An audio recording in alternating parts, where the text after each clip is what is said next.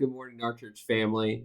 It's Pastor Josh. Happy Tuesday. I'm so glad to be with you today. I hope your Monday went well. Your week has gotten off to a wonderful start.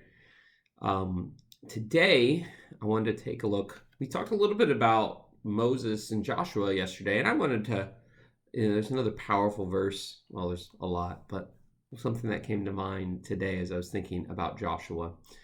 Toward the end of his life, Joshua was kind of summarizing everything that had gone on, and the people had inherited the land. They'd taken the land, which we even kind of talked about how they did all that division on Saturday night with our Psalms.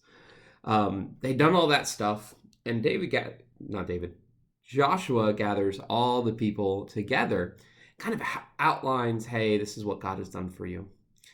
And then he says something very, very interesting. Again, this is to the people who have been given the promise, that have walked with God, that has seen God's faithfulness through conflict and everything else. And he says this in Joshua, it's chapter 24, verse 13.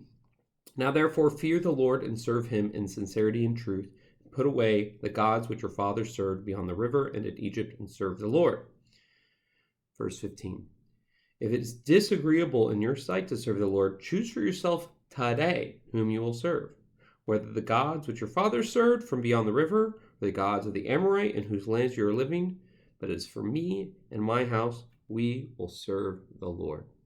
That's the verse that's often on signs that you see on people's homes, that, hey, this is a home that serves God, which I find very, very interesting. It seems like Joshua is allowing the people, and we see this even like maybe God is allowing the people to decide, hey, do they want to serve God or do they want to serve the other? Do they want to come underneath the covenant of God, underneath the blessings of God, or do they want to live in another way? And they had that as a choice.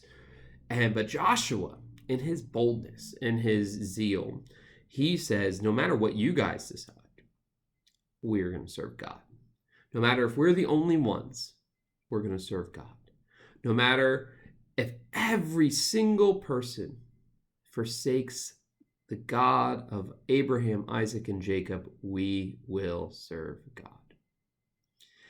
And that is the boldness that we want to cling to. And that's what I want to pray for, is that we, no matter what happens in our crazy world, no matter how the world pushes against us, or what different churches say, or if fill in the blank, no matter what happens, we will serve God. The good news is we won't be alone. But there are times where we feel that way. But even in that, and that's a lie from the devil to try to dissuade us from doing this. Like, you're the only one who does this. You're the only one, God, that's following through and following God's commands. That's always a lie, but it's one that happens. But Joshua, even if that were true, says, that doesn't matter. I will serve God, me and my house. So I pray that's our prayer today, that we would be a people that no matter what else happens, we will serve God.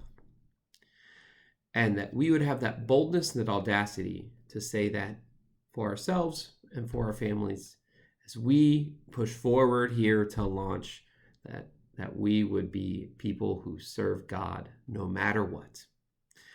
Thank you, church. That's what I have for you today. God bless you, and I'll see you tomorrow.